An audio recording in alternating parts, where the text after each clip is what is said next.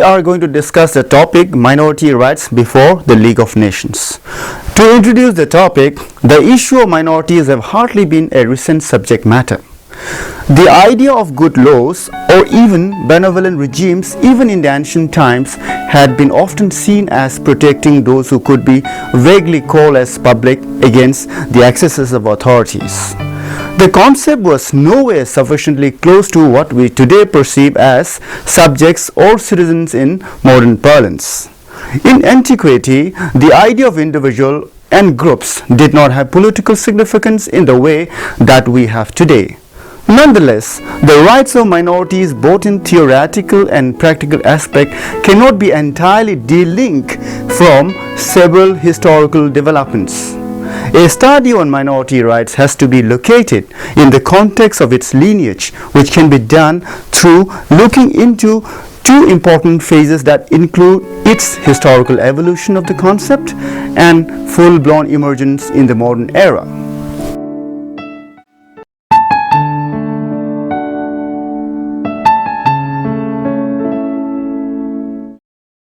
Now, to define minority. From a definitional perspective, minorities share a subjective sense of solidarity which is highly protective of its own distinctiveness. The minorities generally extend itself to articulation of several objective desire to exercise their rights and achieve political recognition.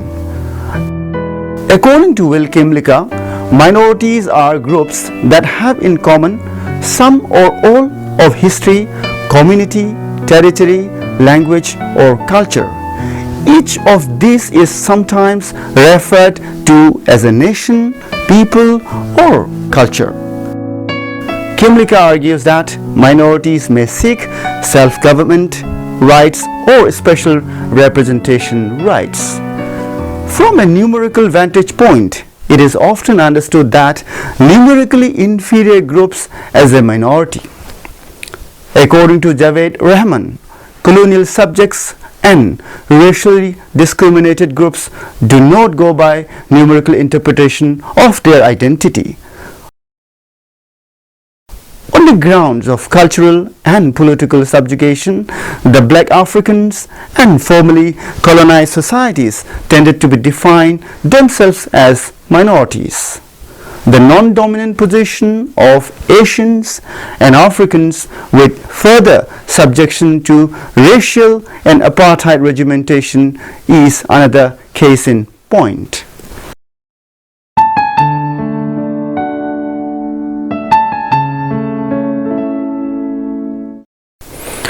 Now let us discuss two schools of thoughts. Discussing the history of minority rights cannot entirely negate the experiences before what is considered as two most significant liberal revolutions, namely American Revolution of 1776 and French Revolution of 1789. The same approach is reflected in two schools of thought which are discussed here. One school is represented by scholars like Javed Rahman and De Schutter, who views minority rights as rooted customarily in the system of League of Nations that was formed in the concluding phase of the First World War. The other school, represented by Patrick Thornberry, sees an embryonic emergence of minority scheme back in the 17th century when Austro-Ottoman Treaty was signed in 1615 AD. The history of minority rights before the setting up of League of Nations can be further divided into two phases. One, pre-French Revolution trends, and second, the legacy of French Revolution. To start with the first one, pre-French Revolution trends. It is believed that ancient thread-related intercourses, Greek discourses on citizenship and categorization of aliens, including the prisoners of war and slaves, brought out the inclusive and exclusionary concepts of individual and group political status. The religious expansion and thread-related migration between Africa and East Africa, Oman and India resulted in the change of habitation profile which led to settlement of new religious minorities on these soils. The disintegration of big empires and the rise of new entities largely resembling religious units, something akin to states as we know them today, was hastened by the religious wars which destroyed the unity of Western and Central Europe's Christian congregation. The decline witnessed several religious and civil wars during the period from 1562 to 1598, particularly between Catholics and Protestants. The Treaty of Westphalia, 1648, laid down principles for protection of minority rights, particularly the Catholic states. One of the significant currents of minority rights before the French Revolution was the contrast between religion and politics. The complex of the contrast was to separate the two. Minority rights in the pre-French Revolution phase had failed to practically separate religion and politics despite brutal Machiavellian rejection of religiosity in politics. Put simply, the notion of rights generally emerged with the growing of human agency as embodying certain inherent rights. To talk about the second phase, that is, the legacy of French Revolution. The French Revolution coincided with a growing articulation on democratization of rights, both at the level of individual and collective rights, wherein one can locate the significance of minorities as rights possessing political entities. The prioritization of rationality entailed human capacity to reject and accept authorities, brought out new paradigms of legitimacy in the form of representative institutions and contractual nature of authorities. With the general conception of rights, the idea of minority rights began to flourish that included individual, collective, gender rights, etc. The revolution, with its liberal slogan, liberty, fraternity and equality, decisively changed the hitherto perspectives on minorities from its dogmatic religiosity to politicization of culture, language and ethnicity.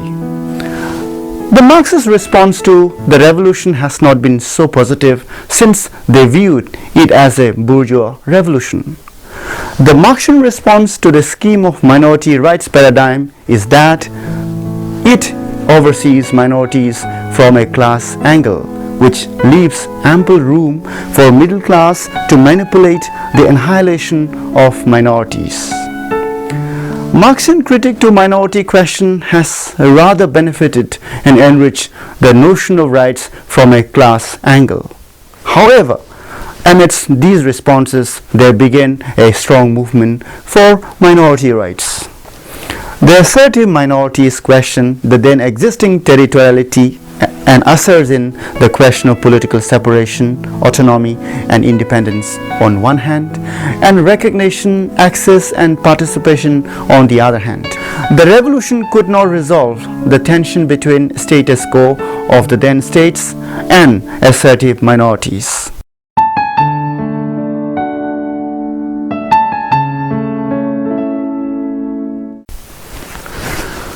Now we are going to discuss the theoretical contribution towards the topic. As a shift from religiosity to social historiography progresses, prominent philosophers who contributed in this regard were the German philosopher like Johann Gottfried Herder, who advocated German linguistic assertion. It was Herder who established the link between language and political association to establish a Volk, meaning a cultural nation. To Herder, a Volk without its language was nonsense. The linguistic thesis of Herder widely influenced in the subsequent assertion of new linguistic groups in Europe and elsewhere. Another important contribution came from the French philosopher Jean-Jacques Rousseau. Rousseau maintained that society was not a community dominated by a few kings possessing divine rights. Rousseau's famous dictum, "Man is born free but is everywhere in chains," unravel the point that one can liberate themselves from an existing state or authority at any given point of time.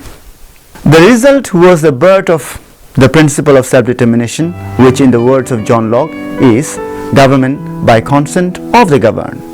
Once the principle of self-determination was propounded, it was not only to remain a subject applicable to the then existing states, but also helped in the assertion of new and aspiring political units in the form of minorities began to mushroom.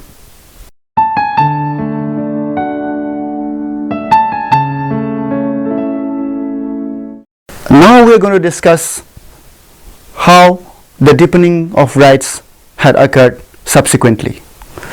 Against the liberal backdrop of French and American Revolution, rights from a religious perspective were losing ground. The decline of Turkish empire led to the formation of 5 new states that included Greece, Serbia, Romania, Bulgaria, and Montenegro. When Turkey was inducted into the European concert in 1856, it was done on the confirmation to protect the subjects from the Sultanate. Similarly, European empire-driven notion of treaties were concluded with Japan and China as well. Under the aegis of Japanese treaties with the United States in July 29, 1858 and with Holland in October 16, 1857, Japan agreed to abolish customs offending Christianity. The great powers pressurized Chinese society to allow the practice of Christianity among the Chinese. The religious exports were a part of colonial expansionism that led to human rights violations, mainly against indigenous populations. As the time progresses, the first decade of the 19th century continued to witness new contours of rights. The Congress of Vienna, 1815, can be discussed as an important occasion that contributed to the evolution of minority rights. The Article 1 of the Congress of Vienna read, I quote, "The Poles, respectively subjects of Russia, Austria, and Prussia, shall obtain a representation of their national institutions regulated according to the mode of political existence that each of these governments to which they belong will judge useful and appropriate to grant them." Unquote. The framework that was experimented in the Congress of Vienna set the importance of minorities with a growing secularization of the concept of rights. Now, it is also important to discuss the Congress of Berlin of 1878, which laid down that countries requesting to be admitted to the Committee of European Nations would be recognized only on the condition that differences in religion should not be made the basis of discrimination in civil and political rights. The Congress of 1878 created minority rights protection system in Eastern Europe. The treaty provides civil and political rights, freedom and outward exercise of worship, and equal treatment of foreigners in Romania. The Congress proved to be another milestone in the evolution of minority rights protection before the League of Nations.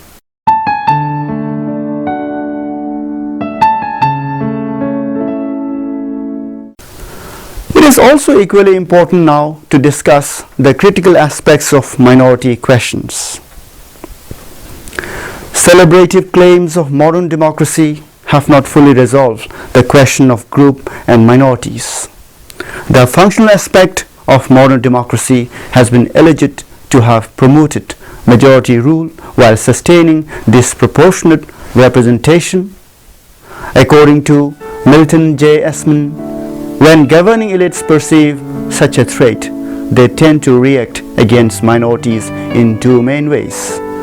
One response is to try to contain the perceived threat by eliminating or lessening the differences between majorities and minorities.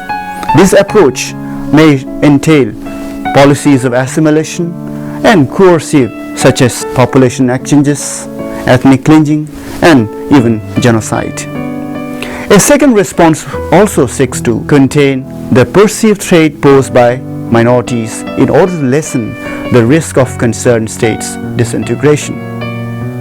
On the whole, pre-League praxis of rights, despite crucial enrichment at the theoretical and moral validity of minorities, there was no real possibility of addressing the issue because of the imperial character of world's politics. Perhaps it was only to some significant level that the issue of minorities were beginning to be addressed after the First World War, that is, when the League of Nations was formed on 10th January 1920.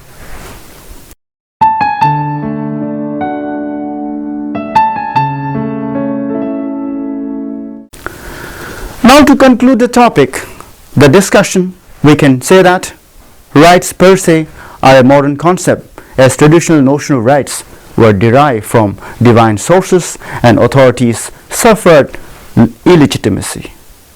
In sum, one can establish a link between the post-World War I and pre-war conceptualization of the rights of minorities. What the League has done is to take up the concept of rights from the perspective of an international organization for the first time. There is a difference between pre-League and post-League understanding of minority rights, as there were no minority treaties in the sense that was used in the League system. Therefore, minority rights before the League was limited to religious groups, which in the post-League widened to include racial and linguistic groups. It would be no exaggeration to suggest that the roots of minority rights are to be found in the protection of religious minorities, not only in Europe, where related protections were enshrined explicitly in bilateral and multilateral treaties over the 3 centuries, with traces over other continents, that too witness community and group subjugation. For example, blacks in Africa and Europe suffered inhuman racial oppression during colonialism, which in the case of India, it was the caste system that subjugated a huge section of outcast minorities.